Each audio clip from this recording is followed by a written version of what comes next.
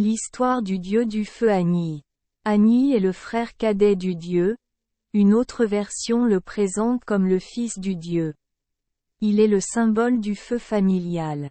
Les gens adorent le dieu Agni pour prier pour pouvoir avoir des enfants et une lignée familiale prospère. Le dieu du feu Agni est considéré comme l'essence commune de la Trinité. Le feu apparaît sous de nombreuses formes, mais seul le feu sacré lors du sacrifice, créé par le frottement de 2 morceaux de bois, est considéré comme la véritable présence d'Agni. Dans le monde inférieur, le dieu du feu Agni a pour mission d'agir comme intermédiaire entre les humains et les dieux, transmettant aux dieux les offrandes offertes par les humains. Le dieu du feu Agni est également connu sous le nom d'omniprésent, Vaishvanara. Au sein même du corps de l'organisme, le feu est la capacité d'absorption et de digestion, moteur de la vie. La nature du feu est d'éclairer à la fois les mondes extérieurs et intérieurs. Comprendre la nature du feu, c'est comprendre la nature de l'univers entier.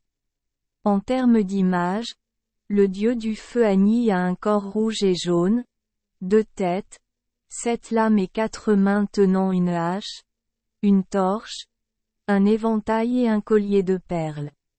Le dieu du feu Agni monte souvent un bélier ou s'assoit sur un char tiré par 7 chevaux. La fumée est le drapeau, le vent est la roue. Partout où Agni va, il est incinéré, féroce comme un tigre parmi un troupeau de moutons, comme une cascade se déversant sur la plaine. Cependant, le dieu du feu Agni est toujours le protecteur de l'humanité, le célébrant, Otri, lors des cérémonies, donnant lumière et chaleur à l'humanité. Il existe une autre théorie selon laquelle le corps entier du dieu Agni est d'une couleur rouge vif. Il a 2 yeux symbolisant le feu solaire et le feu terrestre, à 7 bras pouvant atteindre les 7 continents et 3 jambes symbolisant les 3 feux de la vie humaine, le feu sacré, feu de mariage et feu funéraire. La monture d'Agni est un. Remarque que le feu apparaît sous de nombreuses formes. Il existe 10 formes principales.